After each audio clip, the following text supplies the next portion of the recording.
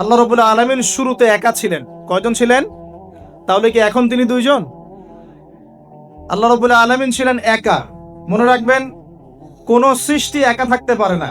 আল্লাহ রাব্বুল আলামিন স্রষ্টা, তিনি একা থাকতে পারেন। সৃষ্টির পক্ষে একা থাকা সম্ভব নয়, স্রষ্টার পক্ষে সম্ভব। আল্লাহ রাব্বুল আলামিন একা ছিলেন, আজও একা। যখন কিছুই থাকবে না, আল্লাহ পাক একাই থাকবেন ইনশাআল্লাহ। আল্লাহ পাক সূরা হাদীদের মধ্যে বলছেন, হুয়াল আউয়ালু ওয়াল আখির, আল্লাহ পাক প্রথম, ওয়াল আখির আল্লাহ পাক শেষ, ওয়া যাহির আল্লাহ পাক প্রকাশ্য, ওয়াল বাতিন আল্লাহ পাক গোপন, ওয়া হুয়া বিকুল্লি শাইইন আলিম, আল্লাহ পাক প্রত্যেকটা বিষয় সম্পর্কে সম্যক জ্ঞানী। তাহলে এই আয়াত থেকে বুঝতে পারছি, যখন কিছুই ছিল না আল্লাহ পাক ছিলেন, আবার যখন কিছুই থাকবে না কে থাকবেন? এমন তো আল্লাহ সূরা আর রহমানে বলেছেন, কুল্লু মান আলাইহা, বলেন কুল্লু মান আলাইহা, সবকিছু কি হবে? ফানা হয়ে যাবে। ফানা মানে একদম ধ্বংস হয়ে যাবে। ওয়ায়াবকা ওয়াজহু রাব্বিকা যুল জালালি ওয়াল ইকরাম, কি বাকি থাকবে? আল্লাহ রাব্বুল আলামিনের সত্তা বাকি থাকবে। এখন আসুন, এবার আল্লাহ পাক কি করলেন? আল্লাহ রাব্বুল আলামিন সর্বপ্রথম আরশে আজিম সৃষ্টি করেছেন। কি সৃষ্টি করেছেন? আরশে আজিম। এবং আরশটা ছিল পানির উপরে। সূরা হুদের মধ্যে আল্লাহ বলেছেন, কানা আরশুহু আলাল মা, আল্লাহ পাকের আরশটা ছিল পানির উপরে। এখন কোথায় আছে তাহলে? এখনো পানির উপরেই আছে। কোথায় আছে? আচ্ছা, কুরসি এবং আরশের মাঝখানে একটা মহাসাগর আছে। কি আছে? এই মহাসাগরের গভীরতা হচ্ছে 500 বছরের পথ। কত বছর? আমরা এখন বিশ্বাস করব না, কারণ নাসা এখন আবিষ্কার করে নাই, তাই না ভাই? নাসার নাম তো শুনেছেন। নাসা এখনকার বিশ্বের খোদা হয়ে গেছে, নাউজুবিল্লাহ। ও যা বলে মানুষ তাই বিশ্বাস করে। ও যদি বলে মঙ্গল গ্রহে পানি আছে, বিশ্ববাসী বলবে হ্যাঁ পানি আছে। ও যদি বলে মঙ্গল গ্রহে পানি নাই, বিশ্ববাসী বলবে হ্যাঁ মঙ্গল গ্রহে কোনো পানি নাই। ও যদি বলে যে অনেক দূরের কোনো গ্রহের মধ্যে এলিয়েন আছে, বিশ্ববাসী বলবে হ্যাঁ এলিয়েন আছে, এলিয়েন আছে। কিন্তু আল্লাহ পাক যদি বলেন যে আল্লাহ পাক মহাবিশ্বের মধ্যে মালাইকা সৃষ্টি করেছেন, বিশ্ববাসী বিশ্বাস করে না যে ফেরেশতা বলে কিছু আছে। আমি কি বুঝাতে পারছি? এটা হচ্ছে শিক্ষা কেন্দ্রিক শিরক। শিক্ষা এবং জ্ঞান কেন্দ্রিক শিরকের মধ্যে আমরা লিপ্ত হয়েছি এখন। বিজ্ঞানকে কোনো কোনো ক্ষেত্রে আমরা ইলাহের আসনে বসিয়েছি। বিজ্ঞান যা বলে তাই চোখ বন্ধ করে বিশ্বাস করে, আর বিজ্ঞান যা বলে না মানুষ বিশ্বাস করে না। আল্লাহ পাকের কথা বিজ্ঞানের অনুকূলে হোক আর প্রতিকূলে হোক, মানুষ দেখতে চায় না। যেমন একটা এক্সাম্পল দিচ্ছি, যদি যদি এখনই সায়েন্স বলে যে আগামী 10 বছরের মধ্যে বিশ্বে বিভিন্ন জায়গায় বড় বড় সিরিজ ভূমিকম্প হতে পারে, 99% মানুষ বিশ্বাস করা শুরু করবে না। কিন্তু নবী সাল্লাল্লাহু আলাইহি ওয়াসাল্লাম বলছেন, বাইনা ইয়াদাই সাআ, কিয়ামতের আগে আগে আসবে মুতানুন শাদীদ, মহামারী। মহামারী কিয়ামতের আগে কি আসবে? মহামারী। মুতানুন শাদীদ মানে বড় মহামারী, লম্বা বড় মহামারী, কঠিন মহামারী, শাদীদ। ওয়া বা'দাহু, এবং মহামারীর পরে আসবে সানাওয়াতু জালাজিল, ভূমিকম্পের বছরগুলো। ভূমিকম্পের বছর নয়, ভূমিকম্পের বছরগুলো। মানুষ বিশ্বাস করবে না। মানুষ 80% মানুষই বিশ্বাস করবে না। খালি মুসলিমরা বিশ্বাস করতে পারে, অন্যরা বিশ্বাস করবে না। কিন্তু সায়েন্স যদি বলে আগামী 10, 20, 30 বছরের মধ্যে বিশ্বজুড়ে ভূমিকম্পের সিরিজ হবে, মানুষ বিশ্বাস করবে। তার মানে আমরা আমাদের বিশ্বাসের ক্ষেত্রে একটা শিরক করছি। শিক্ষা এবং জ্ঞানতাত্ত্বিক ক্ষেত্রে আমরা একটা শিরক করছি। আমরা কোনো কোনো ক্ষেত্রে সায়েন্সকে ইলাহের আসনে বসিয়েছি, এটা শিরক হচ্ছে। এটা একটা শিরক হচ্ছে। আসুন, আল্লাহ রাব্বুল আলামিন আরশ সৃষ্টি করার পরে সৃষ্টি করেছেন কলম। কি সৃষ্টি করেছেন? কলম। আল্লাহ পাক বলেছেন কলমকে উকতুব, তুমি লিখো। কলম বলেছে মাযা আকতুব, আমি কি লিখবো? আল্লাহ বলেছেন কিয়ামত পর্যন্ত যা হবে সব লিখে ফেলো। লাউহে মাহফুজের মধ্যে আল্লাহ পাক এই কলমের দ্বারা কিয়ামত পর্যন্ত যা হবে সব লিখে ফেলেছেন।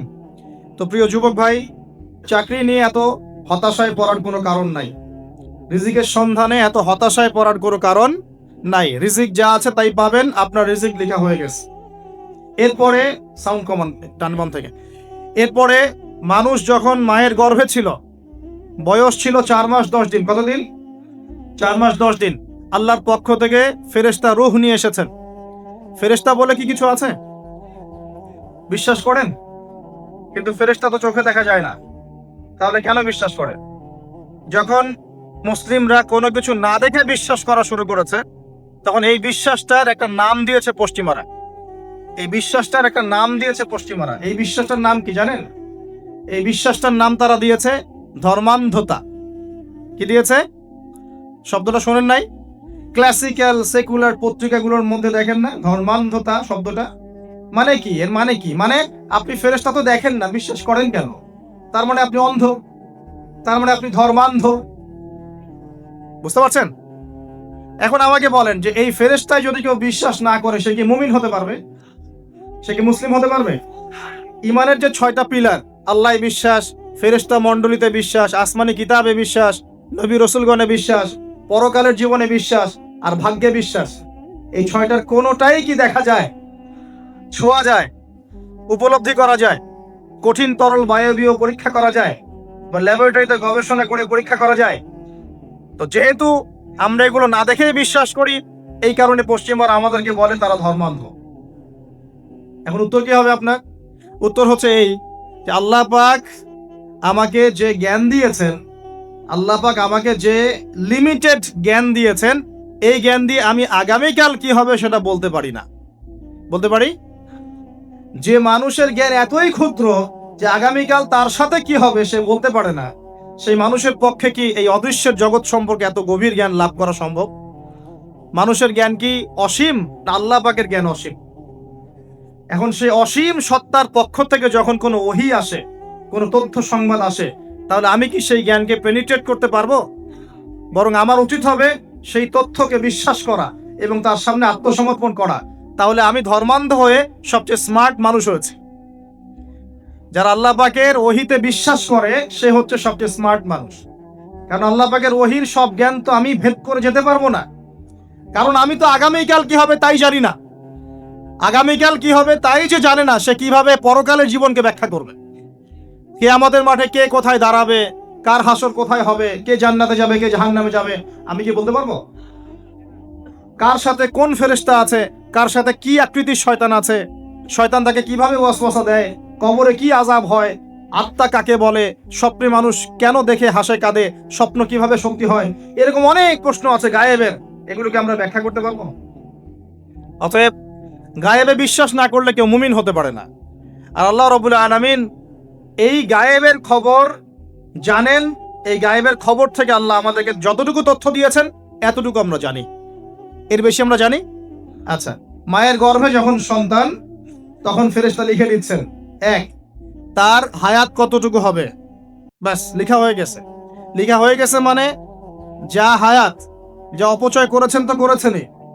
এখন সারা জীবন যদি মাথাটা ঠুকরে ঠুকরে কাঁদেন, তাও ওই অপচয়কৃত দিনগুলো ফিরে আসবে না। শিক্ষা নিবেন না এখান থেকে? 30 বছর চলে গেছে মানে 30 বছর আল্লাহর নাফরমানি করেছেন, সারা জীবন মাথা ঠুকরে কাঁদলেও ওই 30 বছর ফিরে আসবে না। আসবে যুবক ভাই? অতএব কি করা উচিত? ফিরে আসা উচিত নাকি এভাবেই চলতে থাকবে? লেখা হয়ে গেছে, বাড়বেও না কমবেও না। 2, রিজিক কি কি পাবেন, আপনার রিজিক সব লেখা হয়ে গেছে। এখন আপনারা কি রিজিকটাকে হালাল পথে চাচ্ছেন না হারাম পথে? যদি হালাল পথে চান ওই অ্যামাউন্ট অফ রিজিকই পাবেন, যদি হারাম পথে চান ওই রিজিকই পাবেন, এর বাইরে যাবে না। রিজিক যাবে, যাহলে সবর করেন, আল্লাহ পাক হালাল পথেই রিজিক দিবে ইনশাআল্লাহ। রিজিক বৃদ্ধির জন্য কিছু আমল আছে, তার মধ্যে শ্রেষ্ঠ আমল হচ্ছে নামাজ, এর সাথে চাশতের নামাজ পড়া। চাশত মানে সালাতুদ দুহা, এর আগে ইশরাকের নামাজ আছে। রিজিক বৃদ্ধির জন্য আত্মীয়তার সম্পর্ক বজায় রাখতে হয়। আত্মীয়তার সম্পর্ক বজায় রাখলে রিজিক প্রশস্ত হবে। বেশি বেশি যে আল্লাহ জিকির করে এবং কোরআন তেলাওয়াত করে তার রিজিক বাড়ে আলহামদুলিল্লাহ। এবং যে আল্লাহর রাস্তায় খরচ করে তার রিজিক বাড়ে। এই রিজিক বাড়ার কিছু পলিসি আছে। সবচেয়ে শ্রেষ্ঠটা হচ্ছে নামাজ, আল্লাহর জিকির তেলাওয়াত। এরপর আমলের মধ্যে আত্মীয়তার সম্পর্ক বজায় রাখা। নবীজি বলছেন কেউ যদি চায় যে তার রিজিকটা লম্বা হোক, হায়াতটা লম্বা হোক, সে যেন আত্মীয়তার সম্পর্ক বজায় রাখে। আত্মীয়তার সম্পর্ক এখন আস্তে আস্তে নষ্ট হয়ে যাচ্ছে না? খেয়াল করে দেখেন, আত্মীয়তার সম্পর্ক আপনি বজায় রাখবেন। মনে রাখবেন, আমি বারবার একটা কথা বলেছি আপনাদের ওয়াজ মাহফিলে, যে পৃথিবীতে যে কাজই করবেন আল্লাহর সন্তুষ্টির জন্য করবেন। আত্মীয়তার সম্পর্ক বজায় রাখবেন আল্লাহর সন্তুষ্টির জন্য, তাদের কাছে কিছু পাওয়ার আশায় না। যখনই আপনি কারো কাছে কিছু পাওয়ার আশা করবেন আপনি কষ্ট পাবেন। যখনই কারো কাছে কিছু পাওয়ার আশা করবেন আপনি কষ্ট পাবেন। কারো কাছে এত বেশি পাওয়ার আশা করবেন না। কার কাছে পাওয়ার আশা করবেন?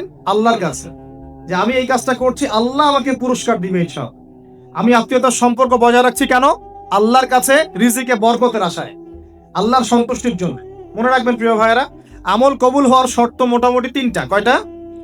1 নাম্বার, আমলগুলো হতে হবে আল্লাহর সন্তুষ্টির জন্য। 1। 2 নাম্বার, আমলটা হতে হবে রাসূলুল্লাহ সাল্লাল্লাহু আলাইহি ওয়াসাল্লামের পদ্ধতিতে, অন্য কারো পদ্ধতিতে নয়। 3 নাম্বার, আমলটা করার জন্য আপনার রিজিকটা হতে হবে হালাল। হারাম রিজিকের আমল আল্লাহর কাছে কবুল হয় না। আল্লাহ পাক আমাদের সবাইকে হালাল রিজিকের ব্যবস্থা করে দিন এবং রিজিকটাকে প্রশস্ত করুন, আমিন। তো রিজিক লেখা হয়ে গেছে 2। 3 নাম্বার, লেখা হয়ে গেছে এ ব্যক্তি কি কি কাজ করবে দুনিয়ায়। এ ব্যক্তি দুনিয়ায় কি কি কাজ করবে সব লেখা হয়ে গেছে। এখন যদি একটা চোর বলে যে আল্লাহ পাক আমার তাকদিরে লিখেছিলেন যে আমি চুরি করব, তাই আমি চুরি করেছি। এখন যদি একজন ধর্ষক বলে আল্লাহ আমার তাকদিরে লিখেছিল যে আমি ধর্ষণ করব, তাই ধর্ষণ করেছি। এখন যদি যারা এই জনগণের কিছু সম্পদ আত্মসাৎ করে খেয়ে ফেলছে, তারা যদি বলে আল্লাহ তাকদিরে লিখছিলেন জন্যই দুর্নীতি করেছি, তাহলে কথাটা কি হবে? গ্রহণযোগ্য হবে? এখন যদি দলিল দেয় তাকদিরে তো লেখা ছিল। এই আকীদাটার নাম হচ্ছে জাবারিয়া আকীদা। কি আকীদা? জাবারিয়া। এমন একজন ব্যক্তি উমর রাদিয়াল্লাহু আনহুর দরবারে এসেছিল। চোর, চুরি করেছে, ধরা পড়েছে। উমর রাদিয়াল্লাহু আনহু বলেছেন হাত কেটে ফেলো। তখন সে বলছে যে আমার হাত তো কাটা যাবে না। কেন? আল্লাহ পাক তাকদিরে লিখেছেন আমি চুরি করব, তাই চুরি করেছি।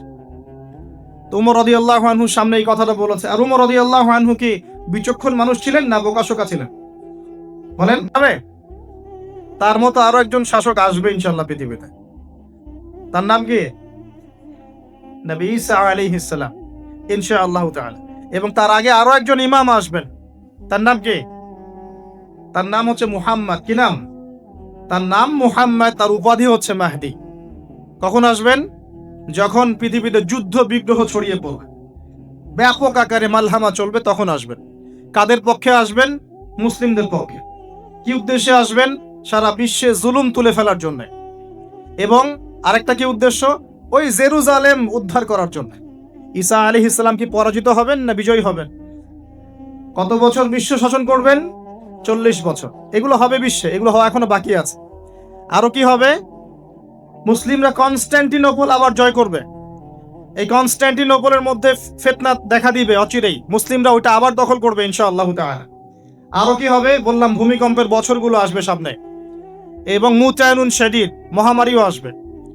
আরো কি? বড় বড় 3টা ভূমিকম্প বাকি আছে এখনো। আগে বলেছি লেকচারে, একটা পৃথিবীর পূর্বে, একটা পশ্চিমে, একটা মাঝখানে। এগুলো এখনো বাকি আছে। বিশ্বে অনেক কিছু হওয়া এখনো বাকি আছে।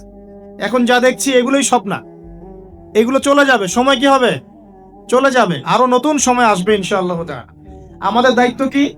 আমাদের দায়িত্ব পরিস্থিতি বুঝে দিন ধরে রাখা, আমল করা এবং মানুষকে দিনের দিকে আহ্বান করা। আমরা যদি দায়িত্ব পালন না করি তাহলে কি হবে? আল্লাহ পাক আমাদেরকে সরিয়ে দিয়ে নতুন কওম নিয়ে আসবেন। আল্লাহ পাক সূরা মুহাম্মাদে বলেছেন ওয়া ইন তাতাওয়াল্লাউ, তোমরা যদি মুখ ফিরিয়ে নাও, ইয়াস্তাবদিল কওমান গায়রাকুম, আল্লাহ পাক নতুন কওমকে তোমাদের জায়গায় স্থলাভিষিক্ত করবেন।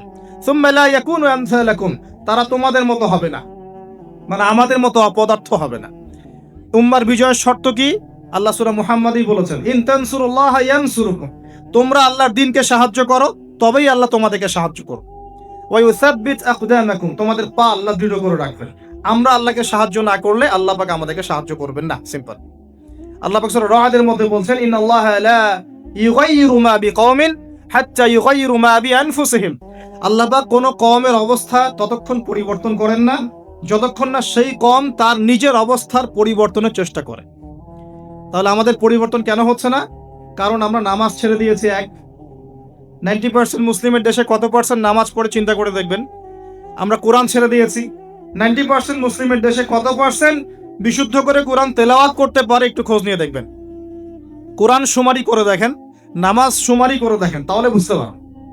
আর যারা কোরআন পড়তে জানে তাদের মধ্যে কত পার্সেন্ট কোরআনের অর্থটা বোঝে, এটা আরো বড় বিষয়। তারপরে আবার কারা মেনে চলে, এটা আরো বড় বিষয়।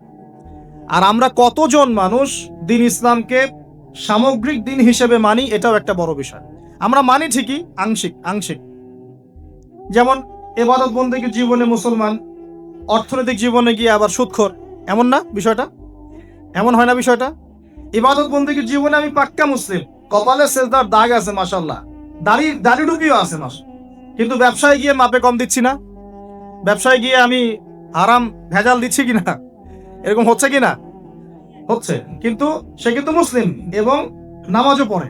তা আমাদের সমস্যা ভাই এখানেই। এখন এই সমস্যাটা সলভ করলে ইনশাল্লাহ সব সমস্যা সলভ হয়ে যাবে ইনশাল্লাহ। সমস্যাটা কি? আমরা ইসলামটাকে আংশিকভাবে মানি, পরিপূর্ণ জীবনে ইসলাম বাস্তবায়ন করতে পারছি না। আপনি হয়তো কেউই পারছি না, ফখর করলে বলার নাই যে আমি খুব পারছি, আসলে আমিও পারছি।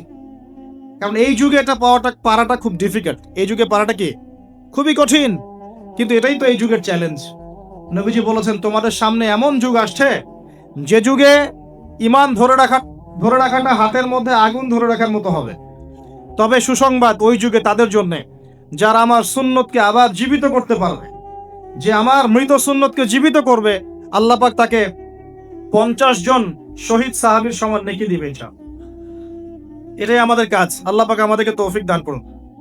তার মানে তাকদীর লেখা হয়ে গেছে। এবার আল্লাহ রাব্বুল আলামিন কি করলেন? আল্লাহ পাক এই মহাবিশ্ব সৃষ্টি করলেন। হুয়াল্লাযী খালাকাস সামাওয়াতি ওয়াল আরদ ফি সিত্তাতি আইয়াম। কয় দিনে? আল্লাহ পাক পুরো মহাবিশ্ব সৃষ্টি করলেন কয় দিনে? আমাকে বলেন তো, মহাবিশ্বকে আল্লাহ পাক ঘৃণা করে সৃষ্টি করেছেন না ভালোবেসে? তাহলে আল্লাহ পাক কি ভালোবাসার সত্তা নয়? আল্লাহ রাব্বুল আলামিন কি ভালোবাসেন না? আল্লাহ পাকের একটা নামই হচ্ছে গফুর আল ওয়াদুদ, ওয়া হুয়াল গফুরুল ওয়াদুদ। আল্লাহ পাক হচ্ছেন ক্ষমাশীল, পরম ক্ষমাশীল এবং প্রেমময়। আল্লাহ পাক তার নাম দিয়েছেন আল ওয়াদুদ, মানে প্রেমময়। আল্লাহ পাক ভালোবাসেন কি না? তাহলে এই পুরো মহাবিশ্ব সৃষ্টি করে আল্লাহ পাক কি মহাবিশ্বের মধ্যে ভালোবাসা ছড়িয়ে দেন নাই? আল্লাহ রাব্বুল আলামিন 6 দিনে মহাবিশ্ব সৃষ্টি করে মহাবিশ্বের সব জায়গায় যার যার কাজ তাকে বুঝিয়ে দিলেন। কোন গ্রহ কি কাজ করবে, কোন সৌরজগৎ কেমন করে চলবে, দুনিয়া কিভাবে ঘুরবে, সূর্য কিভাবে উঠবে, চাঁদ কিভাবে আসবে, কোন মাখলুক কি কাজ করবে, ফেরেশতাদের কাজ কি হবে, ইত্যাদি ইত্যাদি। আল্লাহ পাক সমস্ত কাজ বুঝিয়ে দিলেন। সূরা আলিফ লাম মিম সেজদা, হামিম সেজদার মধ্যে আছে, পড়ে দেখবেন। আল্লাহ পাক পুরো মহাবিশ্বের দায়িত্ব বন্টন করে দিলেন। এবার আল্লাহ রাব্বুল আলামিন কি করলেন শোনেন। আল্লাহ রাব্বুল আলামিন বলছেন, এই পুরো মাখলুক কায়নাত সৃষ্টি করার পর আল্লাহ পাক তার রহমতকে 100 ভাগে ভাগ করলেন। কত ভাগে? আল্লাহ পাকের দয়া, রহমত, ভালোবাসাকে 100 ভাগে ভাগ করলেন। ভাগ করে মাত্র এক ভাগ আল্লাহ পাক পুরো মহাবিশ্বে ছড়িয়ে দিলেন, বলেন সুবহানাল্লাহ। বাকি 99 ভাগ রহমত আল্লাহ পাক তার কাছে রাখলেন। এই এক ভাগ ভালোবাসার কারণেই এই যে সন্তান কান্না করলে মায়ের বুক ফেটে যায়, সন্তান অসুস্থ হলে বাবার বুক ফেটে যায়। যেই বাবা সহজে চোখের পানি কাউকে দেখায় না, সেই বাবা জায়নামাজে দাঁড়িয়ে চোখের পানি ছাড়তে থাকে। এই এক ভাগ রহমতের কারণে আমরা দেখি যে রাস্তার কুকুর পর্যন্ত তার বাচ্চাকে চাটে, আদর করে, মহব্বত করে। এই এক ভাগ রহমতের কারণে আমরা আমাদের স্ত্রীদেরকে মহব্বত করি, স্ত্রীকে সুখে রাখার জন্য জীবনটা পর্যন্ত বিলিয়ে দেয়। সকাল থেকে রাত পর্যন্ত কোনো ক্ষেত্রে হারাম পথে যেতেও দ্বিধা করি না, স্ত্রী সন্তান সুখে থাক, এই আসে, তাই না ভাই? এই এক ভাগ রহমতের কারণে গাভী দেখবেন, গাভী তার বাচ্চাকে প্রসবের পর চাটে, গাটা চেটে পরিষ্কার করে দেয়। এই এক ভাগ রহমতে পুরো কায়নাত টিকে আছে। আর নবী সাল্লাল্লাহু আলাইহি ওয়াসাল্লাম বলছেন, বাকি 99% রহমত আল্লাহ পাক তার কাছে রেখেছেন। এই রহমত এবং ভালোবাসা দিয়ে আল্লাহ পাক কিয়ামতের মাঠে মানুষকে মাফ করবে ইনশাআল্লাহ। তার মানে বলেন আল্লাহু আকবার। তার মানে আমরা আশা করতে পারি ইনশাআল্লাহ তাআলা আমরা আল্লাহর জান্নাত পাবো ইনশাআল্লাহ। পাবো কিনা? শুধু একটা কাজ যদি উম্মত করতে পারে জান্নাত পাবে। বলে দিব কোনটা? অনেক কাজই আছে, কিন্তু স্পেশাল একটা কাজ, একটা। আল্লাহ রাব্বুল আলামিন মেরাজের রাতে তার নবীকে উঠিয়ে নিয়ে কাছে নিয়ে আসছেন, একদম কাছে, আর যে আরশের কাছাকাছি। নবী সাল্লাল্লাহু আলাইহি ওয়াসাল্লাম বলছেন, ওই সময় তার উপর 3টা স্পেশাল ওহী করা হয়েছে। কয়টা? 3টা। একটা হচ্ছে 50 ওয়াক্ত নামাজ। কত ওয়াক্ত? এটা কমতে কত ওয়াক্ত হয়েছে? 5 কেও কমানোর জন্য কোন নবী বলছিলেন? মুসা আলাইহিস সালাম বলছেন 5ও পারবে না, কমাই নিয়ে আসেন। 5ও যে পারবে না, মুসা আলাইহিস সালাম কেমন করে জানলেন? তার উম্মত 2 ওয়াক্ত নামাজ পড়ে। কয় ওয়াক্ত নামাজ ফরজ ছিল? ওই 2 ওয়াক্ত তার আদায় করতে পারে নাই। এই অভিজ্ঞতা থেকে তিনি বলেছেন যে আপনার উম্মত 5 ওয়াক্ত পারবে না। সত্যি না মিথ্যা কথা? আসলেই কি উম্মত 5 ওয়াক্ত নামাজ পড়তে পারছে? আচ্ছা, যাই হোক, আল্লাহ পাক আমাদেরকে পড়ার তৌফিক দান করুন। দ্বিতীয় ওহী হচ্ছে সূরা বাকারার শেষের 3টা আয়াত। কয় আয়াত? সূরা বাকারার শেষের 3 আয়াত ওহী করেছেন কে? আল্লাহ রাব্বুল আলামিন। কোন ব্যক্তি যদি রাতের বেলা সূরা বাকারার শেষের 3টা আয়াত পড়ে সারা রাত ইবাদত করার নেকি পাবে ইনশাআল্লাহ।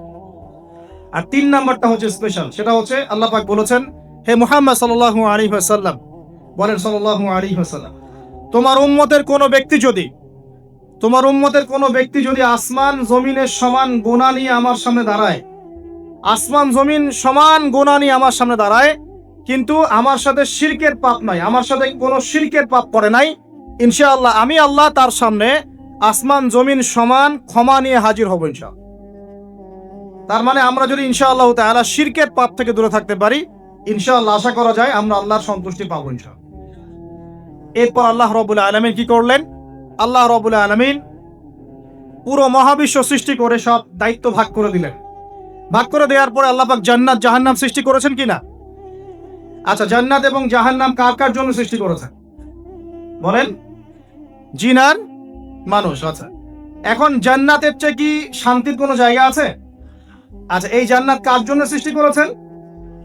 জিন আর মানুষ। আচ্ছা, তাহলে আল্লাহ পাক মানব জাতিকে ভালোবাসেন কিনা? আপনি যখন কাউকে ভালোবাসবেন, তাকে সবচেয়ে সুন্দর গিফট দিতে চাইবেন কিনা?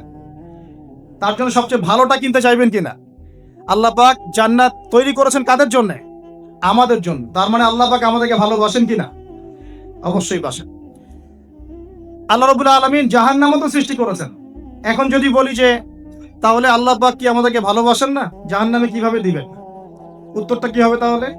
উত্তর হচ্ছে এই যে যদি আল্লাহ না করুক কোনো ব্যক্তি জাহান্নামে যায়, তাহলে বুঝতে হবে সেই ব্যক্তি জাহান্নামে যাওয়ার যোগ্য ছিল বলেই জাহান্নামে গিয়েছে। কথা কি বুঝতে পারছেন? আর যদি কোনো ব্যক্তি জান্নাতে যায়, তাহলে বুঝতে হবে সেই ব্যক্তির উপর আল্লাহ পাক দয়া করেছেন বলেই সে জান্নাতে গিয়েছে। মানুষ তার আমল দিয়ে জান্নাতে যেতে পারবে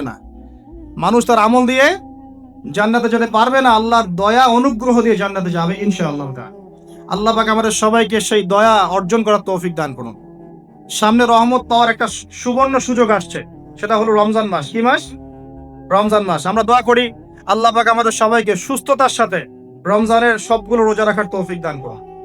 নবীজি বলেছেন, এই মাসে যে ইবাদত করে তার গুনাহ মাফ করাতে পারলো না, তার জন্য ধ্বংস। বলি নাউজুবিল্লাহ। আমরা তো রমজান আসার আগে দুনিয়াবি প্ল্যান করছি, রমজানে কিভাবে ব্যবসায় উন্নতি করব, রমজানে কিভাবে বেশি লাভ করব। হ্যাঁ, তো রমজান মাস হচ্ছে ইবাদতের মৌসুম।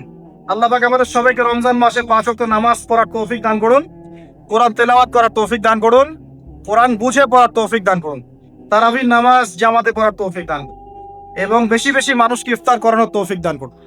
যাদের যাকাত ফরজ হয়েছে, যাকাত দিচ্ছেন না, আল্লাহর ওয়াস্তে রমজান মাসে যাকাত দিয়ে দিবেন ইনশাআল্লাহ। আর আমি কিন্তু আগেই বলেছি, রমজান মাসে ভাই দ্রব্য মূল্যের দাম কিন্তু খুব চড়া ওঠানামা কম। অতএব যাদের সামর্থ্য কম, তাদের ঘরে ইফতার পৌঁছে দেওয়ার দায়িত্ব কার? আমাদের। যাদের সামর্থ্য আছে তারা, যারা সামর্থ্যবান নয়, তাদের ঘরে ঘরে মাসের বাজার পৌঁছে দিবেন ইনশাআল্লাহ। আল্লাহ পাক তৌফিক এনায়েত করুন বলি আমি। এবার দেখেন, আল্লাহ পাক সৃষ্টি করলেন আদম আলাইহিস সালামকে। কাকে? এর আগে আল্লাহ পাক জিন জাতি সৃষ্টি করেছেন, আমি ওইদিকে যাচ্ছি না, আমি মানুষের কথা বলছি। আদম আলাইহিস সালামকে আল্লাহ পাক কেমন করে সৃষ্টি করেছেন? আল্লাহ পাক সূরা সাদের মধ্যে বলেছেন যে খলাকতু বিয়াদাই, আমি আদমকে আমার হাত দিয়ে সৃষ্টি করেছি। কি দিয়ে? হাত দিয়ে। এটা কি ভালোবাসার বহিঃপ্রকাশ নয়? আল্লাহ পাক কি আমাদেরকে ভালোবাসেন না? ভালোবাসেন। আচ্ছা, এই দুনিয়াতে যত কিছু আছে, এই দুনিয়ার আকাশ বাতাস, নদী নালা, পানি, অক্সিজেন, সবকিছু কার জন্য সৃষ্টি করা হয়েছে? গরু ছাগলদের জন্য, মানুষের জন্য? মূল দায়িত্ব কার? মূল অধিকার কার? মানুষের নয় কি? তাহলে এই পুরো বিষয়গুলো কি আল্লাহ পাকের ভালোবাসার বহিঃপ্রকাশ নয়? হ্যাঁ। আচ্ছা, এবার আসেন, আল্লাহ পাক আদম আলাইহিস সালামকে সৃষ্টি করে সমস্ত নাম শিক্ষা দিয়েছেন। এই যে নাম শিখানো মানে জ্ঞান শিখানো, এই জ্ঞান শিখানোটা কি আল্লাহর দয়া ভালোবাসা নিদর্শন নয়? একটু ধরায় দিচ্ছি আপনাদেরকে। এবার সামনে আসেন, আল্লাহ পাক ফেরেশতাদের সামনে তাকে উপস্থাপন করলেন, করে বললেন, সব ফেরেশতা তোমরা যারা আছো সেজদা করো আদমকে। এই যে আমাদের পিতাকে সম্মানিত করা হচ্ছে, এটা কি ভালোবাসার বহিঃপ্রকাশ নয়? এবার আমাদের পিতাকে সম্মানিত করা হলো। ইবলিস সেজদা করলো না, সে কিয়াস করলো, বাতিল কিয়াস, যুক্তি দিল আমি তার চেয়ে শ্রেষ্ঠ ইত্যাদি। আল্লাহ পাক ইবলিসকে অভিশপ্ত করলেন, আমাদের পিতা তাকে জান্নাতে রাখলেন। এই যে জান্নাতে রাখলেন, এটা কি আল্লাহ পাকের ভালোবাসা নয়? এবার আল্লাহ পাক আদম আলাইহিস সালামের পাঁজর থেকে সৃষ্টি করলেন তার স্ত্রী হাওয়া আলাইহিস সালামকে। ওই যে শুরুতে বলেছি, স্রষ্টা একা থাকতে পারলেও সৃষ্টি কি পারবে? এই জন্য আদম আলাইহিস সালামের পাঁজর থেকে তার স্ত্রীকে সৃষ্টি করা হয়েছে। উভয়ের মাঝখানে ভালোবাসা দিয়ে দেওয়া হয়েছে, বলেন সুবহানাল্লাহ। এই জেনা ভালোবাসা নিদর্শন নয়, বিয়ে শাদী হচ্ছে ভালোবাসার নিদর্শন। আল্লাহ পাক বলেছেন সূরা রুমের মধ্যে, ওয়াজআলা বাইনাহুমা মাওয়াজ্জাতা ওয়া রাহমা, আমি আল্লাহ স্বামী স্ত্রীর মধ্যে ভালোবাসা এবং হৃদ্যতা সৃষ্টি করে দিয়েছি, বলেন সুবহানাল্লাহ। তার মানে এই হারাম সম্পর্ক যেটা দেখছেন, এটা হলো একটা জেনার পথ। আর যখন আমরা হালাল ভাবে বিয়ে শাদী করবেন, আপনারা করবেন, তখন দেখবেন আল্লাহ পাকের পক্ষ থেকে ভালোবাসা সৃষ্টি হয়ে যাবে ইনশাআল্লাহ। অতএব ওয়াদা করতে পারি তো আল্লাহর কাছে, নিজের চরিত্রকে পবিত্র রাখবো ইনশাআল্লাহ, হারাম কোনো সম্পর্কে যাব না ইনশাআল্লাহ, কোনো সহি প্রেমেও যাব না ইনশাআল্লাহ। এটা সহি প্রেম আবার কি জিনিস? দিনী ভাই দিনী বোনের মধ্যে এখন প্রেম চলে, এগুলো হয় না মাঝে মাঝে? এগুলোও বন্ধ, এগুলো বন্ধ করতে হবে। হালাল উপার্জনের সোর্স হয়ে গেলেই দিনদার মেয়ে দেখে বিয়ে করে ফেলবেন ইনশাআল্লাহ। তা অন্য কোনো পথে যাবেন না, কোনো হারাম পথে যাবেন না, ওয়াদা করেন ইনশাআল্লাহ? রাজি আছেন তো ইনশাআল্লাহ? আল্লাহ কবুল করুন, আমিন। আর বিয়ের সময় অবশ্যই দিনদারিতা দেখবেন, অন্য কিছু না। অন্য কিছু পরে, দিনদারিতা আগে। দিনদারিতা আছে, নামাজ পড়ে, পর্দা করে, মাশাআল্লাহ সব দিক ঠিক আছে, তারপরে দেখবেন আপনি অন্য কিছু, তার আগে না। কথা ঠিক আছে? একইভাবে মেয়েদের ক্ষেত্রেও, যে আগে দেখবেন না ছেলে কত বড় চাকরি করে, ছেলের কত বড় বাড়ি আছে, গাড়ি আছে, এটা পরে। আগে দেখবেন ছেলে নামাজি কিনা, সুন্নত আছে কিনা, ইসলামের জন্য তার সফট কর্নার আছে কিনা, ইসলাম প্র্যাকটিস করে কিনা, এগুলো আগে দেখবেন। এগুলো না দেখলে কি হবে জানেন? বিয়ের 1 বছর 2 বছর পরেই বুঝতে পারবেন দুনিয়াটা জাহান্নাম হয়ে গেছে। নাউজুবিল্লাহ, দুনিয়াতে তখন জাহান্নামের আযাবের স্বাদ ভোগ করতে হবে। নাউজুবিল্লাহ, আল্লাহ পাক আমাদেরকে হেফাজত করুন, আমিন।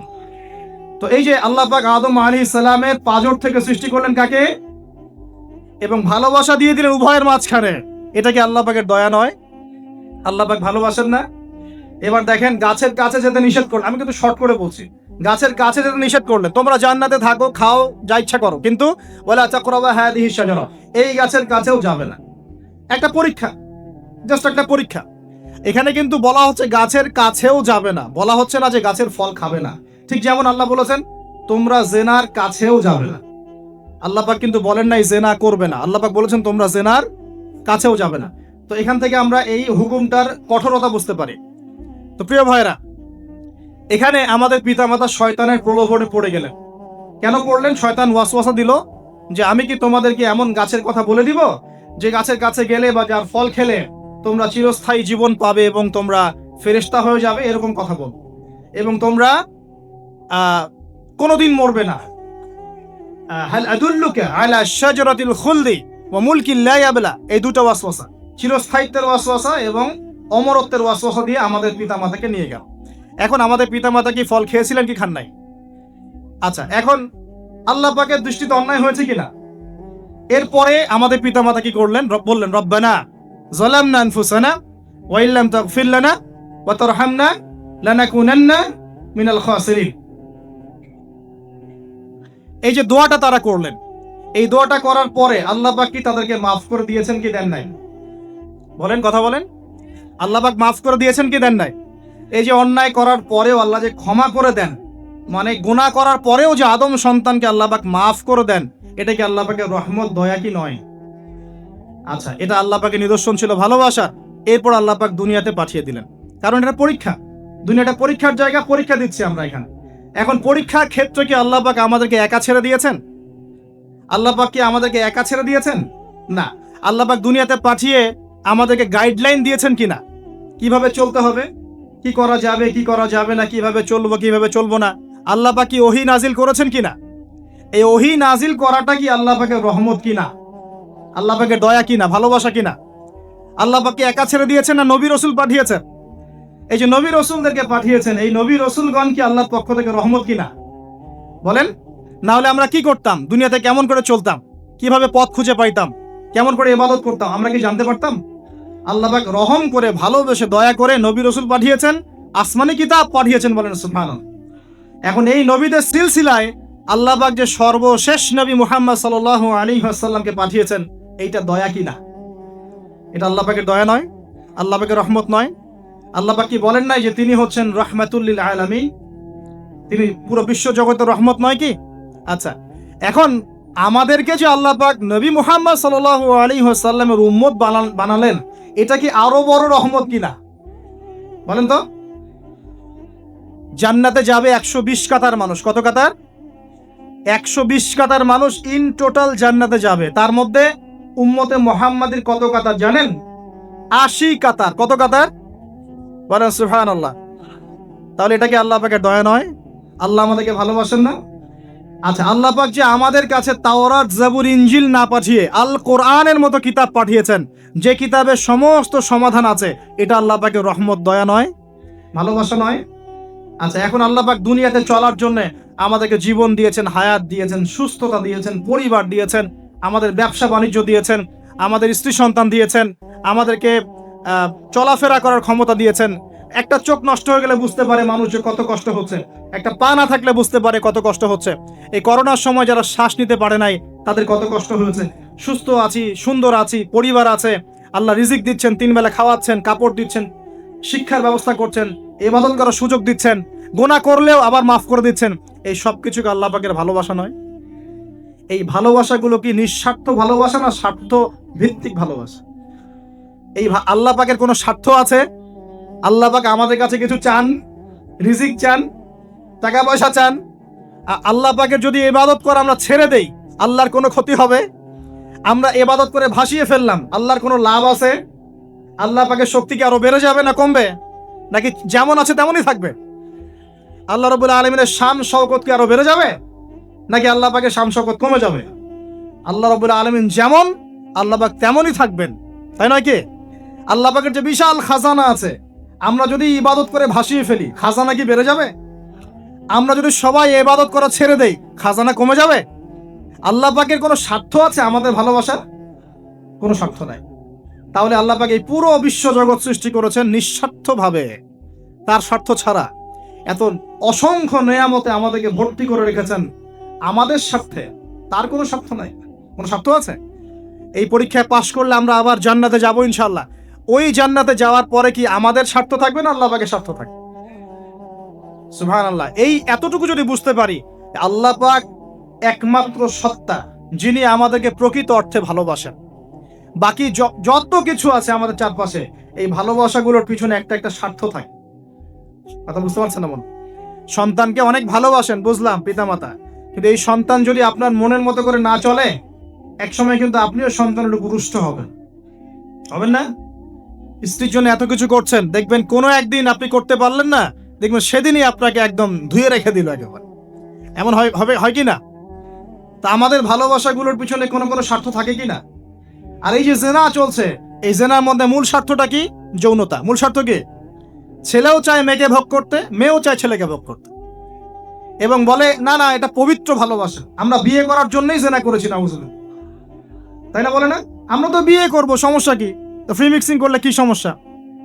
তাহলে বিয়ে যদি করবা, তাহলে মেলামেশা বিয়ের পরেই করো, ব্যাস, নিঃস্বার্থ প্রমাণ হবে। বিয়ে যদি করার উদ্দেশ্য থাকে, তাহলে বিয়ের আগে আর দেখা সাক্ষাৎ করো না, কথাবার্তা বলো না, একবার বিয়ে করো তারপরে করো, তখন দেখবেন না না এটাতে রাজি না, তার মানে স্বার্থ এখানে আছে। তাহলে নিঃস্বার্থভাবে কে আমাদেরকে ভালোবাসে? অতএব প্রিয় ভাইয়েরা এবং বোনেরা যারা শুনছেন লেকচার, নিঃস্বার্থভাবে যে সত্তা আমাদেরকে ভালোবাসেন, সেই সত্তাকে ভালোবাসতে শিখুন। আল্লাহ পাক তৌফিক দান। এখন আল্লাহ পাক আমাদেরকে কিছু কিছু ক্ষেত্রে ভালোবাসতে বলেছেন, যেমন আল্লাহ পাক তার দ্বীনকে ভালোবাসতে বলেছেন, আল্লাহ পাক তার নবীকে ভালোবাসতে বলেছেন, আল্লাহ পাক আমাদের পিতামাতাকে ভালোবাসতে বলেছেন, আল্লাহ পাক আত্মীয়তার সম্পর্ক রক্ষা করতে বলেছেন, আল্লাহ পাক রক্তের সম্পর্ক বজায় রাখতে বলেছেন, আল্লাহ পাক স্ত্রী সন্তানকেও ভালোবাসতে বলেছেন। আল্লাহ পাক কিন্তু তার রাস্তায় জানমাল ব্যয় করে আল্লাহর পথে দাওয়াত এবং জিহাদ করতে বলেছেন। এখন এগুলো আল্লাহ বলেছেন বলে আমরা করব, আল্লাহ পাক ভালোবাসতে বলেছেন বলে আমি ভালোবাসবো, কিন্তু উদ্দেশ্য হবে আল্লাহর সন্তুষ্টি অর্জন করা। আমি কেন আমার মাকে ভালোবাসি? বিকজ আমার মায়ের পায়ের নিচে আমার জান্নাত। আল্লাহ ভালোবাসতে বলেছেন তাই বাসি। আমি কেন বাবাকে ভালোবাসি? আল্লাহ ভালোবাসতে বলেছেন তাই ভালোবাসি। আমি কেন আমার স্ত্রীকে ভালোবাসবো? কারণ আল্লাহ পাক ভালোবাসতে বলেছেন তাই বাসবো। আমি কেন আমার সন্তানকে ভালোবাসবো? আল্লাহ পাক বলেছেন নেককার সন্তান আমার জন্য ওসিলা হবে, এই জন্য ভালোবাসবো। আল্লাহ পাক আমাকে বলেছেন নবীকে ভালোবাসতে, আমি নবীকে ভালোবাসবো। আল্লাহ পাক যে বিষয়গুলোকে ভালোবাসতে বলেছেন আমরা অবশ্যই ভালোবাসবো। কিন্তু আল্লাহ পাক কি আমাকে হারাম এই 14ই ফেব্রুয়ারির এই ভ্যালেন্টাইন্স ডে কে ভালোবাসতে বলেছেন? আল্লাহ পাক ইহুদি খ্রিস্টানদের সংস্কৃতিকে ভালোবাসতে বলেছেন? আল্লাহ পাকে জেনা করতে বলেছেন? এই ফ্রি মিক্সিং করতে বলেছেন? আল্লাহ পাক পতিতালয় রাত কাটাতে বলেছে? গার্লফ্রেন্ডকে ফুল দিতে বলেছে? আল্লাহ রাব্বুল আলামিন কি বলেছে বিয়ের আগে শারীরিক সম্পর্ক করো?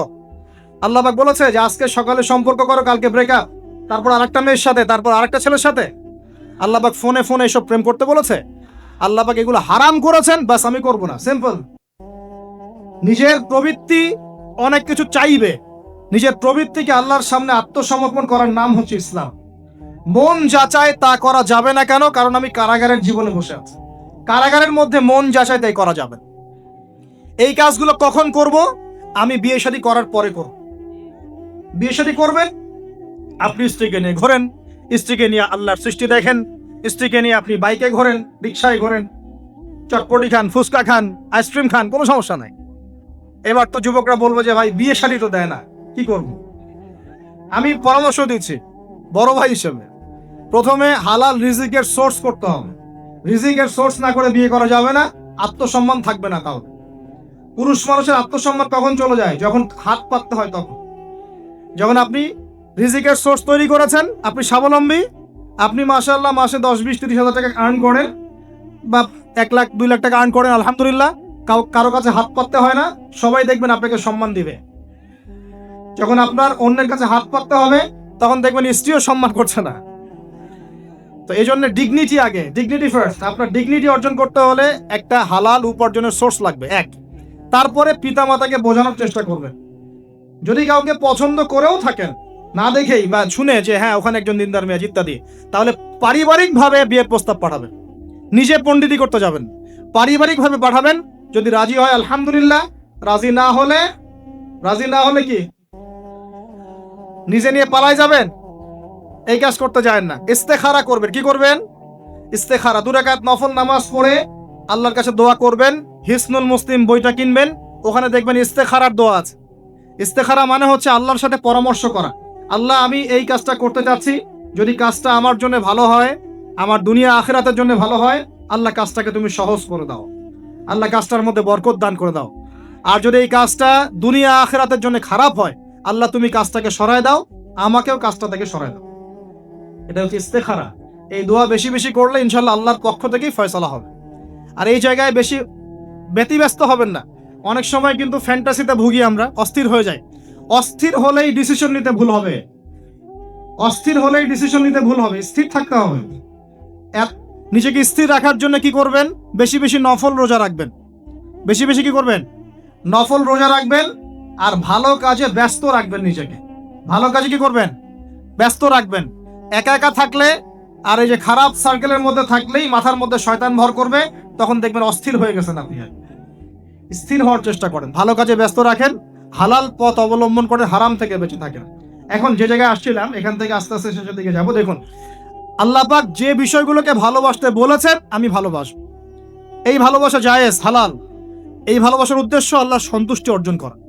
এই ভালোবাসার উদ্দেশ্য এই নয় যে আমি যাকে ভালোবাসি তার কাছে আমি কিছু প্রত্যাশা করছি। না, আমি কিছু প্রত্যাশা করছি না, আমি প্রত্যাশা করছি আল্লাহর সন্তুষ্টি। তখন দেখবেন সে আপনাকে কষ্ট দিলেও আপনি সবর করতে পারবেন। কেন সবর করতে পারবেন? কারণ আপনি তো আল্লাহর সন্তুষ্টির জন্য তাকে ভালোবাসছেন, আপনার তো কোনো স্বার্থ নাই। এখন আপনি দেখবেন রিল্যাক্স থাকতে পারবেন, সম্পর্ক টিকেও থাকবে, এবং আপনি ক্ষমা করতে পারবেন মানুষকে। যখন নিজের চাওয়াটাকে আপনি ইনফোর্স করতে চাইবেন, তখন কিন্তু আপনি এই সম্পর্ক নষ্ট করে ফেলতে পারেন, কারণ আপনি হক পাচ্ছেন না। সামনে আসেন। এবার আমরা কি ওয়াদা করতে পারি যুবক ভাইরা, ইনশাআল্লাহ তাআলা আমরা হারাম পথে যাব না, হালাল পথে থাকবো? পশ্চিমাদের এই মদতপৃষ্ট এই সো কল্ড ভালোবাসা দিবসের এই স্রোতে আমরা গা ভাসাবো না, আমরা কি ওয়াদা করতে পারি? আমরা কি ওয়াদা করতে পারি যে ইনশাল্লাহ আমরা হালাল ভাবে বিয়ে শাদী করবো, কোনো হারামে যাবো না ইনশাল্লাহ? এই সমাজ থেকে জেনা বন্ধ করতে হবে, এই সমাজ থেকে ফ্রি মিক্সিং বন্ধ করতে হবে, এই সমাজ থেকে সমস্ত পতিতালয়কে বন্ধ করতে হবে। বন্ধ করে আমরা সামাজিক উদ্যোগ নিয়ে প্রয়োজনে আমাদের পলিটিক্যাল পাওয়ারকে কাজে লাগিয়ে সমস্ত পতিতালয়গুলো বন্ধ করে ওই মেয়েদের রিজিকের জন্য আমরা বিকল্প ব্যবস্থা করবো ইনশাআল্লাহ। আমরা টাকা পয়সা একত্রিত করে তাদের জন্য কর্মসংস্থান করতে পারি না? এইগুলো কাজ করে নারীর অধিকার প্রতিষ্ঠা করা যায় না? নাকি রাস্তাঘাটে গাড়ি স্লোগান দিয়ে প্রতিষ্ঠা করা যাবে? সমস্ত যে নোংরা জায়গাগুলো আছে এগুলো বন্ধ করে ওই মেয়েরা কিন্তু কারো মা, ওরা দেখবেন কারো বোন, কারো স্ত্রী বা কারো সহধর্মিনী কিছু একটা হবেন। তারাও কিন্তু মানুষ, তারাও মানুষ, হয়তো অন্ধকার জগতে হারিয়ে গেছে, দালালের খপ্পরে পড়েছে বা পেটের দায়ে পড়ে কাজ করছে। যদি আমরা তাদের জন্য বিকল্প ব্যবস্থা করে দিতে পারি, আল্লাহ পাক আমাদেরকে তৌফিক দান করুন, তাদের জন্য কর্মসংস্থানের ব্যবস্থা করতে পারি, একটা মেয়েও এই হারাম পথে যাবে না ইনশাআল্লাহ। আমরা কি এভাবে নারীর অধিকার প্রতিষ্ঠা করতে পারি না? আমরা কি এতিম মেয়েদের দায়িত্ব নিয়ে করতে পারি না? আমরা কি সমাজের বিধবা মেয়েদেরকে বিয়ে করতে পারি না? তালাকপ্রাপ্ত মেয়েদের দায়িত্ব নিতে পারি না? মেয়েদের অধিকার নিয়ে অনেক কথা বলা হয়, কিন্তু এই কথাগুলো থাকে খালি বুলি, বাস্তবতা নাই। বাস্তবে কয়জন ছেলে এতিম একটা মেয়েকে বিয়ে করে দেখিয়েছে? কয়জন ছেলে একটা বিধবা মেয়েকে বিয়ে করার সাহস করেছে? কোন পতিতার জন্য কিছু করেছে যে বোন এই পথে যায়ও না, তোমার জন্য আমি সেলাই মেশিন কিনে দিচ্ছি, তুমি কাজ করে খাও? কয়জন করেছে এগুলো? শুধু এসব বুলি আওড়ালে হবে না, আমাদেরকে কাজ করে দেখাতে হবে। আল্লাহ পাক তৌফিক দান। আবার কিছু কিছু মানুষ এখন আবার ফ্যান্টাসিতে ভুগছে আর কি, যে একাই 4-5 জনের দায়িত্ব নিয়ে ফেলবে। হ্যাঁ, শোনেন, কিছু কিছু বিষয় কোরআন হাদিসে আছে ঠিকই, কিন্তু যারা এই পথে পা বাড়ায় নাই তাদের অভিজ্ঞতা অত বেশি নয় যারা পা বাড়িয়েছে। অতএব ফ্যান্টাসি বাদ দেন। আমি পরামর্শ দেই, দিনদার মুত্তাকি একজন মনের মতো ভালোবাসার স্ত্রী যদি পেয়ে যান, তাকে নিয়ে দুনিয়ার জীবনটা কাটিয়ে দেয়। ডানেও দেখতে যায় না, বামেও দেখতে যায় না। কারণ সবাই সবকিছু করতে পারবে না, সবাইকে আল্লাহ পাক একই রকম ফিজিক্যাল, মেন্টাল, ইকোনমিক্যাল সামর্থ্য দেন নাই, তাই সবাইকে সব করতে হবে না। আর এগুলো ক্ষেত্র বিশেষে, সবার জন্য আমভাবে নয়। আল্লাহ পাক আমাদেরকে বোঝার তৌফিক দান করুন। এবার দেখুন, শেষ করার আগে আমি এদিকে কয়েকটা পয়েন্টস বলে শেষ করছি। এখন আমরা বুঝতে পারলাম যে আল্লাহ পাক পুরো সৃষ্টি জগৎকে ভালোবাসেন। আল্লাহ পাক আমাকে ভালোবাসেন, আপনাকে ভালোবাসেন বলেই আজকে আপনি এখানে বসে আছেন। আল্লাহ পাক আপনাকে ভালোবাসেন বলেই লক্ষ লক্ষ কোটি কোটি মানুষ এখন জেনা করছে, আজকের দিনে আপনি ওয়াজ মাহফিলে বসে আছেন। আল্লাহ পাক আপনাকে ভালোবাসেন বলেই আপনি আল্লাহকে সেজদা দেওয়ার তৌফিক পেয়েছেন। আপনি লা ইলাহা ইল্লাল্লাহ কালিমা শিখেছেন, আপনি এই যে কোরআন পড়তে শিখেছেন, কোরআন পড়ছেন, হাদিস পড়ছেন, নবীর দ্বীনের প্রতি মহব্বত আছে, আল্লাহ আপনাকে ভালোবাসেন বলেই হচ্ছে।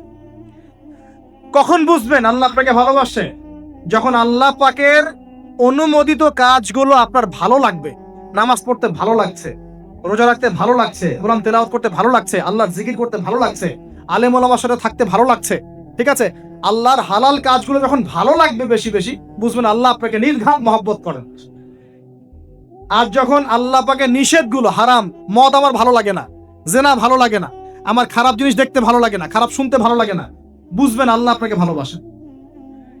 আর যখন দেখবেন খারাপের পিছনে আপনার ঝোঁক বেশি, দুর্নীতি করতে ভালো লাগে, সুদ খাইতে ভালো লাগে, ঘুষ খাইতে ভালো লাগে, কাউকে ঠকাইলে মনে হয় আমি স্মার্ট হয়ে গেলাম, হ্যাঁ, মানুষের টাকা আত্মসাৎ করতে ভালো লাগে, নামাজ না পড়ে ঘুম দিতে ভালো লাগে, ঠিক আছে, রমজান মাসে বিড়ি টানতে ভালো লাগে, ঠিক আছে, মেয়ের সাথে যে টাঙ্কি মারতে ভালো লাগে, তখন বুঝবেন যে আল্লাহ আপনাকে এখনো ভালোবাসেন বা আপনি আল্লাহর ভালোবাসা পাওয়ার যোগ্যতা হারিয়ে ফেলেছেন। আল্লাহ পাক আমাদেরকে বোঝার তৌফিক দান। এখন আসি, আল্লাহ পাক এবং তার রাসূল আমাদেরকে এমন কি কি কাজ বলেছেন যেই কাজগুলো করলে আমরা সরাসরি আল্লাহর ভালোবাসা পাবো ইনশাআল্লাহ। জানার দরকার আছে কি নাই? আমি অল্প কয়েকটা কাজ বলে শেষ করছি। এক নাম্বার, আল্লাহ এবং তার রাসূল আমাদেরকে জানিয়েছেন, আমরা যদি তাওহীদের উপর থাকতে পারি, একত্ববাদ, লা ইলাহা ইল্লাল্লাহ, আল্লাহর ভালোবাসা পাবো ইনশাআল্লাহ। যে ব্যক্তি শিরকের পাপে লিপ্ত আছে, সে আল্লাহর ভালোবাসা পাবে না, যতক্ষণ না সে তওবা করে ফিরে আসছে। অতএব আল্লাহর ভালোবাসা পাওয়ার জন্য এক নাম্বার কাজ কি ভাই? আল্লাহর তাওহীদের কালিমা লা ইলাহা ইল্লাল্লাহ এর উপর থাকা, শিরক বাদ দেওয়া। শিরক সম্পর্কে জানার জন্য একটা বই পড়েন, কিতাবুত তাওহীদ। কি নাম বললাম? কিতাবুত তাওহীদ। একটাই পড়েন, দেখবেন ইনশাআল্লাহ শিরক কাকে বলে, কত প্রকার, কি কি, কোন কোন কাজ করলে শিরক হয়, সব জানতে পারবেন ইনশাআল্লাহ। এই বইটা একটু কঠিন, এই বইটার ব্যাখ্যা বের হয়েছে, ব্যাখ্যা যুক্ত বই কিনবেন এবং যেগুলো বুঝবেন না ওলামায়ে কেরামকে জিজ্ঞাসা করবেন, কারণ সবগুলো কিন্তু বুঝতে পারবেন।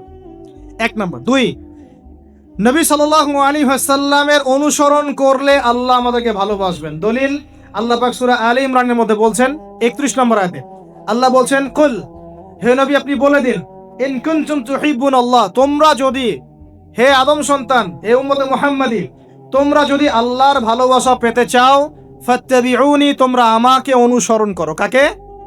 আমাকে বলতে কাকে? রাসূলুল্লাহ সাল্লাল্লাহু আলাইহি ওয়াসাল্লামকে। তাহলে কি হবে? ইউহিব্বুকুমুল্লাহ, আল্লাহ পাকও তোমাদেরকে ভালোবাসবেন। বলে সুবহান, আল্লাহ আমাকে ভালোবাসবেন ইনশাআল্লাহ। আর কি? ইয়াগফির লাকুম যুনুবাকুম, আল্লাহ পাক তোমাদের সমস্ত গুনাহ মাফ করে দিবেন। আল্লাহু গফুরুর রহিম, আল্লাহ পাক পরম করুণাময়, অসীম দয়া। তার মানে আল্লাহকে পাওয়ার, আল্লাহর ভালোবাসা পাওয়ার 2 নাম্বার কি মাধ্যম? নবী সাল্লাল্লাহু আলাইহি ওয়াসাল্লামের সুন্নত অনুযায়ী জীবন করা। ভাই শুরু করব কোত্থেকে? শুরু করবেন চেহারা থেকে। কোত্থেকে?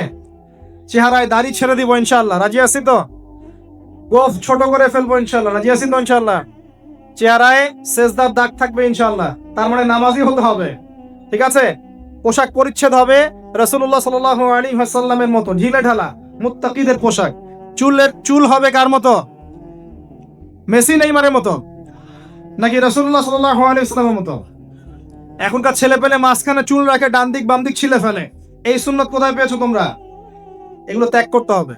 মনে রাখবেন, একটা সুন্নত, নবীর একটা সুন্নতকে যদি ভালোবেসে কি আমল করে, ইনশাআল্লাহ নবীর সুপারিশ পাবে ইনশাআল্লাহ। চাই কি না সুপারিশ? ভালোবেসে আমল করা, যে এটা আমার নবীর সুন্নত, আমার নবী খেতেন ডান হাত দিয়ে, আমি ডান হাত দিয়ে খাবো। আমার নবী দাড়ি রেখেছেন, আমি তাই রাখবো। আমার নবী মোচ কেটে ফেলতেন, তাই আমি কাটবো। আমার নবী ঢিলে ঢালা পোশাক পছন্দ করতেন, তাই আমি পরবো। আমার নবী রাতে ঘুমানোর সময় এই আমলগুলো করতেন, তাই আমি করব। আমার নবী এইভাবে ওযু করতেন, এইভাবে করব। আমার নবী এইভাবে ইস্তেনজা করতেন, পেশাব পায়খানা করতেন, ওইভাবে করব। এই যে এখনকার ইংলিশ টয়লেট, এই ইংলিশ টয়লেটে বসে নবীর মতো ইস্তেনজা করা যায় না। যাবে? ওলামায়ে কেরামকে জিজ্ঞাসা করেন, নবী সাল্লাল্লাহু আলাইহি ওয়াসাল্লাম বাম পায়ে ভর দিয়ে ইস্তেনজা করতেন। কোন পায়ে? এখন বসেন ইংলিশের উপরে, বাম পায়ে কেমনে বসবেন? সম্ভব? ওই যে আমি বলি, এটা মজা করে বলি, কষ্ট থেকেও বলি, একদম বৈশ্বিক পলিটিক্যাল সিস্টেম থেকে শুরু করে বাথরুমের টয়লেট পর্যন্ত সবকিছুই চলছে পশ্চিম আদর্শে। সব এভরিথিং, এভরিথিং, একদম বাথরুমের কমোড পর্যন্ত। এখন তো কমোডও উঠাই দিছে, এখন সামনে একটা বালতি রেখে দেয় গামলার মতো। এই হচ্ছে কবরের আযাব। তিনি জানলেন কেমন করে? আল্লাহ পাক তাকে জানিয়েছেন, আল্লাহ পাক তাকে খবর দিয়েছেন এই কবর দুটো কি হচ্ছে? আযাব। নবীজি বলছেন এই কবর দুটোতে বড় কোনো পাপের কারণে আযাব হচ্ছে না। সাহাবীরা বলছেন তাহলে কি কারণে হচ্ছে ইয়া রাসূলুল্লাহ? তিনি বলছেন একজন পেশাব পায়খানা করে, স্পেশালি পেশাব করে এই ছিটা ফোঁটা থেকে সে সতর্ক থাকতো না। পেশাব করে, ওই যে বলেন আমাদের ছেলেরা, প্যান্ট খারাপ ভাই, নামাজে যেতে পারবো না। নামাজে ডাকলে বলে ভাই প্যান্ট নষ্ট। তোমরা ভালো করে হাদিসটা শোনো, এই ব্যক্তি বড় কোনো পাপ করে নাই, সে পেশাব করার পরে পবিত্র হতো না, মানে এর ছিটা ফোঁটা থেকে সাবধান থাকতো না, এই কারণে কবরে আযাব দেওয়া হচ্ছে। বলেন নাউজুবিল্লাহ। অন্য হাদিসে নবীজি বলেন বেশিরভাগ কবরের শাস্তি পেশাবের ছিটা ফোঁটার কারণে হয়ে থাকে। আস্তাগফিরুল্লাহ, বলি নাউজুবিল্লাহ। এই টয়লেটগুলোর মধ্যে পেশাবের ছিটা ফোঁটা লাগে না? নাপাকি লাগে না? এগুলো শয়তানি না বলেন? আরেকটা হচ্ছে আরেকটা কবর, সেই কবরে তিনি বলছেন এই কবরে আযাব দেওয়া হচ্ছে এই ব্যক্তি চগলখুরি করতো। কি করতো? চগলখুরি, মানে একজনের কথা আরেকজনকে লাগাইতো, আরেকজনের কথা আরেকজনকে লাগাই। এই কাজ করে না এখন সমাজের মানুষ? এই কাজ কিছু ফেসবুক আর ইউটিউবারও করো তোমরা। একজনের ভিডিও আরেকজনের পাশে লাগাই দাও, আরেকজনের আরেকজনের লাগাই দাও, এই করে উম্মার মধ্যে বিভক্তি সৃষ্টি করতেছ। কিছু কিছু কারণে, এইসব কারণেও রেস্ট্রিকশন দিতে হয়েছে আমাদের, কিছু মনে করবেন। কারণ আমরা দেখেছি এর গুড সাইড যেমন আছে, ব্যাড সাইড আরো বেশি আছে।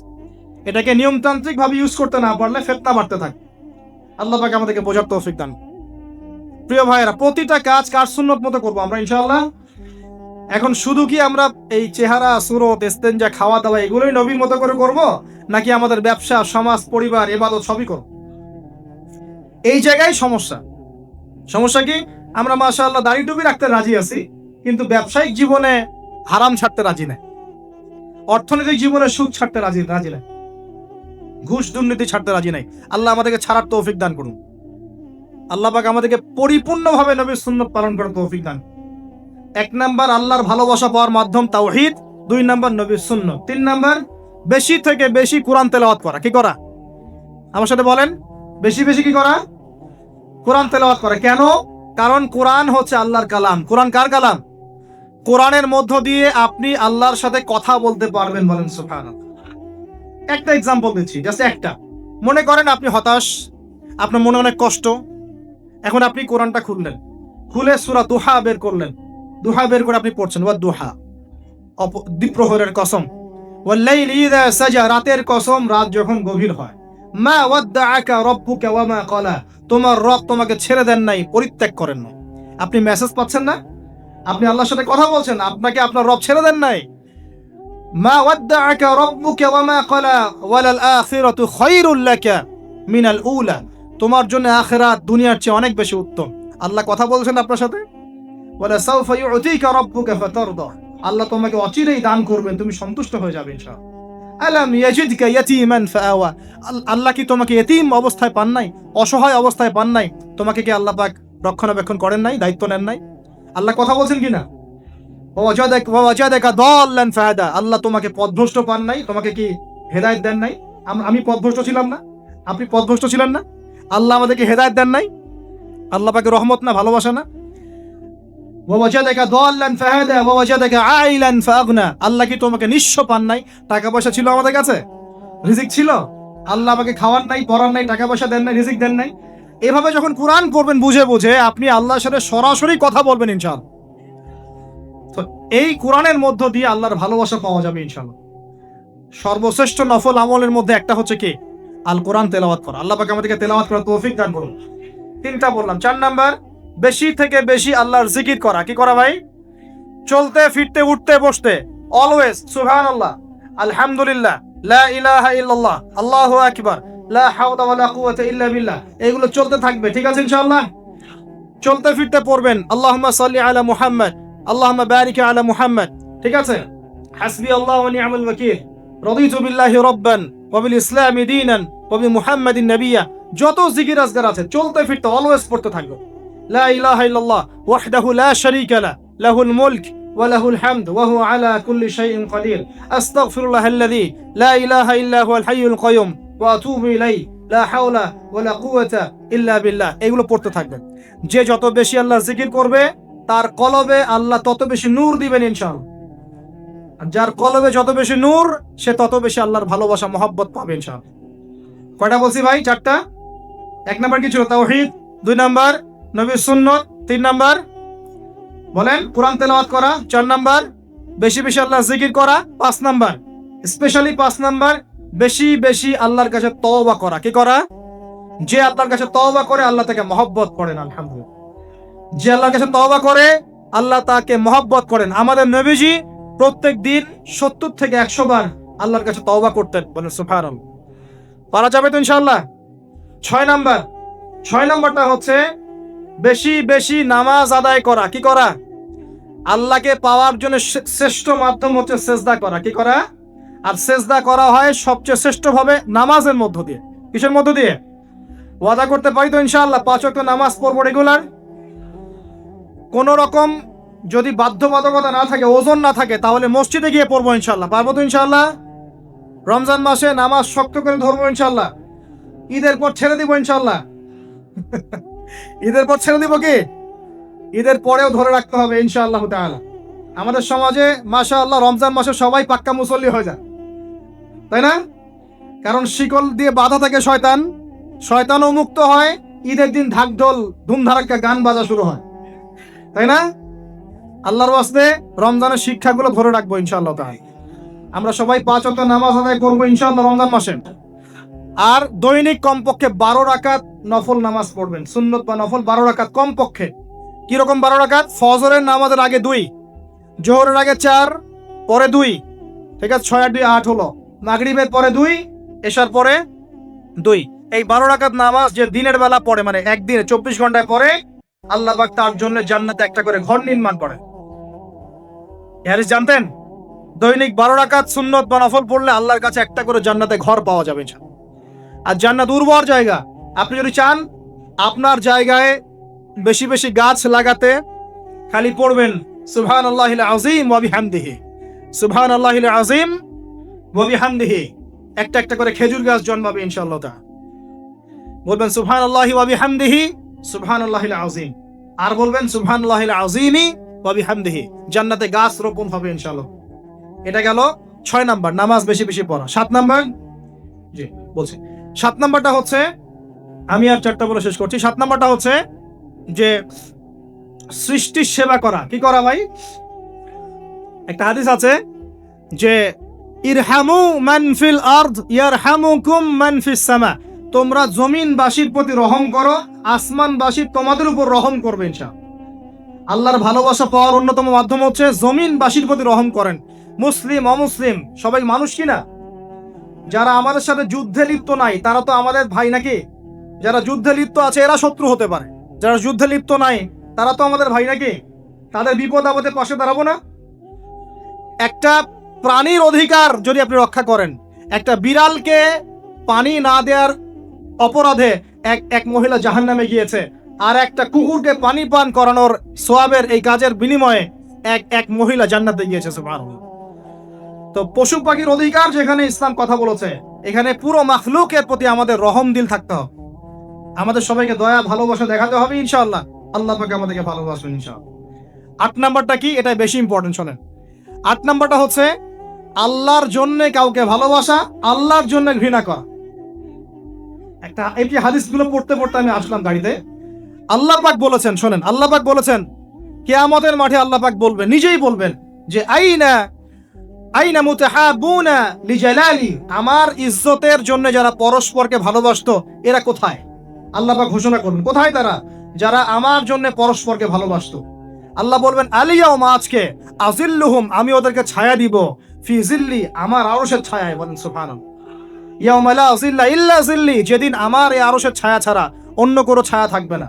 মানে কিয়ামতের মাঠে আল্লাহর আরশের ছায়া ছায়া পাবে কারা? যারা পরস্পরকে আল্লাহর জন্য ভালোবাসতো। আলহামদুলিল্লাহ, এই যে আমরা এখানে আছি, আমরা কি একে অপরকে আল্লাহর জন্য ভালোবাসি না? আমি কি আপনাদেরকে চিনি? আপনারা কি আমাকে চিনেন? এই যে আপনারা আলেমন আমাদেরকে ভালোবাসেন, ইসলামকে ভালোবাসেন, কিসের জন্য ভালোবাসেন?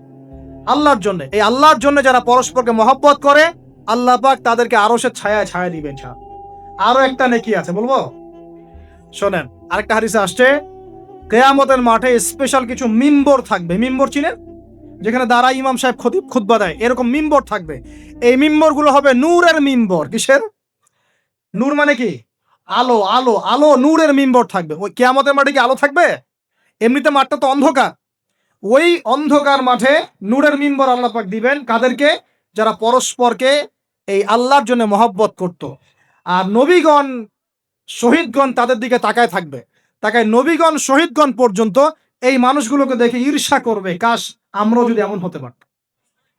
চিন্তা করেন, আল্লাহর জন্য পরস্পর মহব্বতকারীদেরকে আল্লাহ পাক এমন সম্মান দিবেন যেটা দেখে নবীগণ পর্যন্ত ঈর্ষা করতে থাকে।